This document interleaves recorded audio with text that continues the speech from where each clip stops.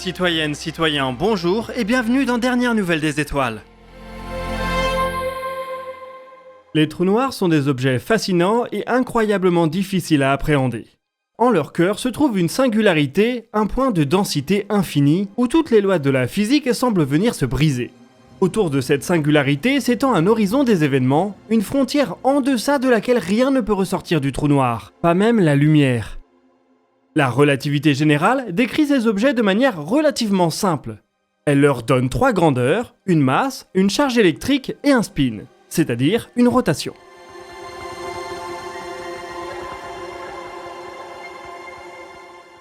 La réalité est cependant probablement un peu plus complexe, puisqu'elle ne peut pas être complètement décrite par la relativité générale. Pour la comprendre, il faut prendre en compte les 3 autres grandes interactions de la nature. L'interaction électromagnétique et les interactions nucléaires faibles et fortes. Celles-ci ont certainement leur mot à dire, que ce soit au centre d'un trou noir ou aux abords de celui-ci. S'il est impossible de simuler une singularité, ce qui se passe aux abords immédiats d'un trou noir est tout aussi complexe, mais peut-être un peu plus accessible.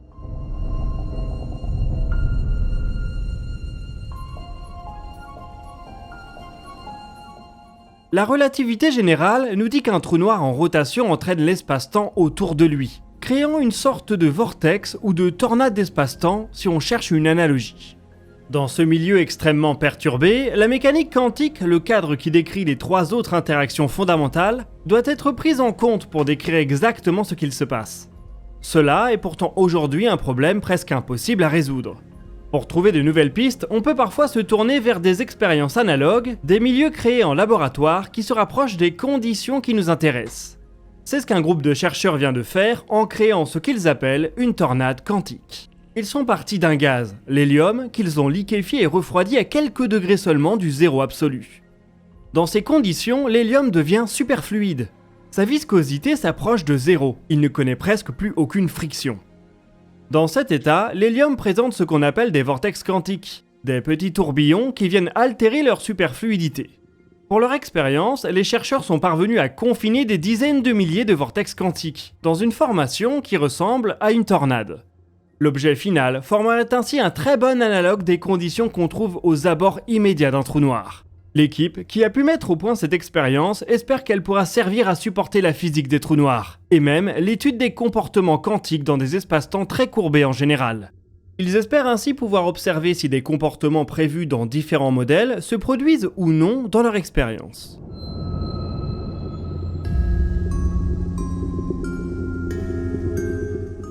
Bien évidemment, il ne s'agit que d'un analogue. Les abords immédiats d'un trou noir doivent différer d'une tornade quantique produite dans un hélium superfluide. Il est cependant très improbable qu'on parvienne un jour à produire et à entretenir un trou noir en laboratoire. Il faudra donc se contenter d'observations astronomiques à très longue distance, qui ne peuvent donner que quelques indices sur les phénomènes extrêmement complexes qui doivent avoir lieu dans ces environnements. Un milieu présentant certaines analogies avec le comportement d'un trou noir peut ici aider à modéliser des phénomènes et éventuellement à prédire leurs traces dans un spectre électromagnétique.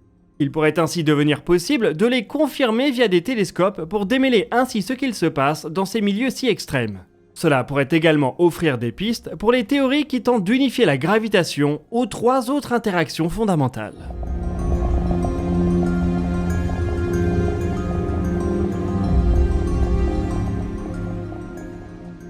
Ces recherches produiront peut-être des résultats au cours des 10 prochaines années. La décennie qui vient sera cependant marquée par un autre effort spatial, le retour vers la Lune.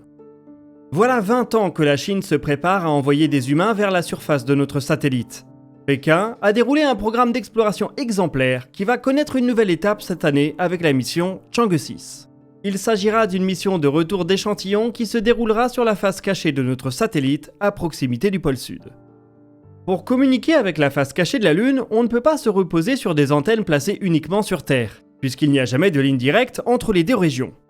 La solution trouvée par la CNSA, l'agence spatiale chinoise, consiste à exploiter des satellites relais.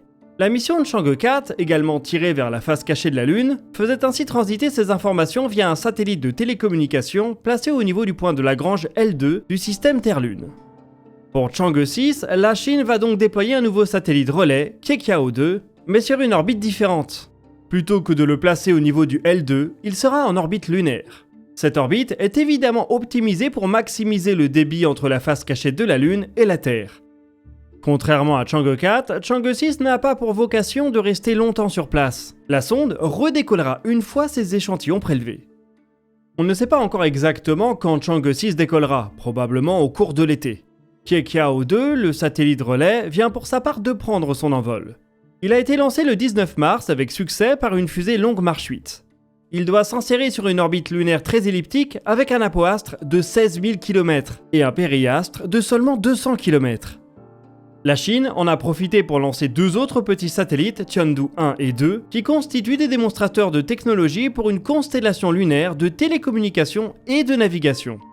C'est très certainement le signe que le pays souhaite déployer des infrastructures plus importantes pour soutenir son effort lunaire plus que jamais ambitieux.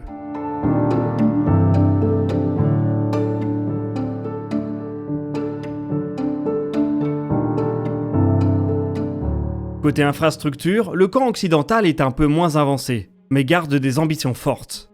En témoigne le contrat que la DARPA vient de signer avec Northrop Grumman. L'agence d'innovation de défense américaine souhaite que l'entreprise étudie un concept pour le transport par rail sur la Lune. Northrop Grumman doit ainsi concevoir l'architecture potentielle d'un tel concept, ainsi que les méthodes d'assemblage possibles directement sur la Lune, si possible via des robots. Bon, pour le moment, c'est clairement de la science-fiction, mais c'est le rôle de la DARPA de se projeter loin dans l'avenir.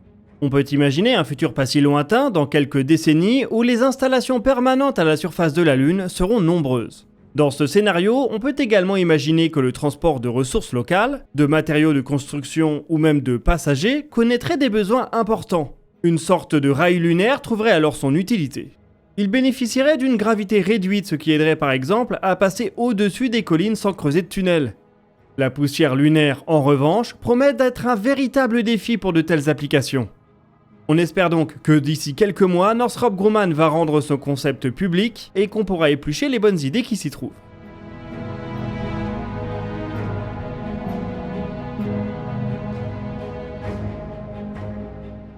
Allez, on va finir ce DNDE avec une autre application qui promet de se développer énormément au cours des 10 prochaines années, la fabrication orbitale. Certains matériaux ou certaines molécules sont plus faciles à assembler en 0G que sur Terre. C'est par exemple le cas des fibres optiques. Il a été démontré à bord de l'ISS qu'on peut fabriquer des fibres optiques beaucoup plus pures en orbite que dans la meilleure usine terrestre. Ainsi, lorsqu'on se demande comment rendre les applications spatiales rentables, la fabrication orbitale présente un avantage certain. Le minage spatial semble être face à une équation économique impossible. Même en ramenant de l'or et du platine depuis les astéroïdes, ceux-ci seront toujours plus chers que ceux qu'on trouve sur Terre. En proposant des choses qu'on ne trouve pas sur Terre, la fabrication orbitale s'émancipe de toute comparaison avec les coûts terrestres. Oui, ce qu'on va faire là-haut sera très cher, mais il n'y aura aucun autre moyen de production en concurrence. Il reste toutefois à trouver des applications qui valent le coup. Il y a quelques semaines, on vous a partagé les magnifiques images d'une capsule faisant son retour sur Terre. Elle appartenait à l'entreprise Varda Space. Elle avait passé 8 mois dans l'espace, période au cours de laquelle elle s'est livrée à des expériences de fabrication orbitale. Il y a quelques jours, Varda Space nous a livré plus d'informations sur ces expériences. Il s'agissait d'expériences de pharmacie. Un antirétroviral connu, utilisé dans le traitement du VIH et du Covid, a ainsi pu être synthétisé en orbite. Pour le moment, c'est plus une démonstration intéressante que rentable, puisque la même molécule peut être déjà synthétisée sur Terre. Le pari que fait Varda ainsi que d'autres entreprises, c'est qu'il devrait être possible de synthétiser certaines molécules uniquement dans l'espace.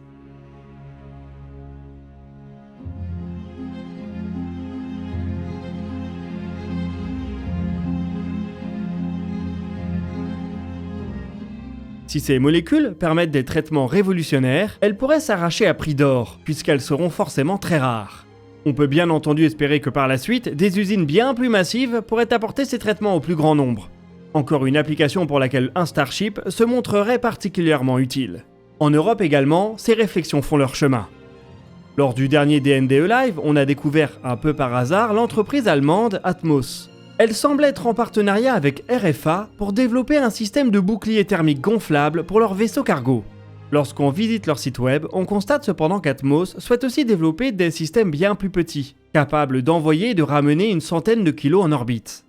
L'entreprise précise que ce système sera conçu spécialement pour les sciences de la vie. Atmos explique qu'il existe de véritables opportunités pour la recherche sur les anticorps monoclonaux, les cellules souches, les organoïdes et la cristallisation des protéines dans l'espace. Leur système sera capable de mener des missions orbitales de 3 mois pour se pencher sur ces questions. Avec une charge utile si faible, ce sera bien évidemment plus pour de la recherche que de la production en série. Avec Varda Space, c'est en tout cas le signe d'un intérêt croissant pour ces applications. Alors qui sait, c'est peut-être l'espace qui nous permettra de triompher des cancers, des maladies auto-immunes ou de certaines conditions génétiques. Voilà une excellente raison de continuer à aller là-haut.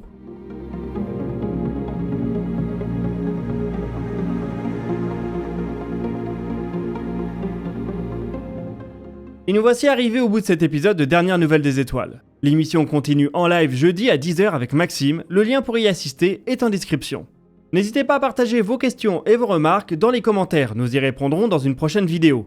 Vous pouvez consulter la description pour retrouver nos sources et nos réseaux sociaux. Quant à nous, on se donne rendez-vous jeudi pour un nouveau dossier de l'espace, et d'ici là, citoyennes, citoyens, portez-vous bien.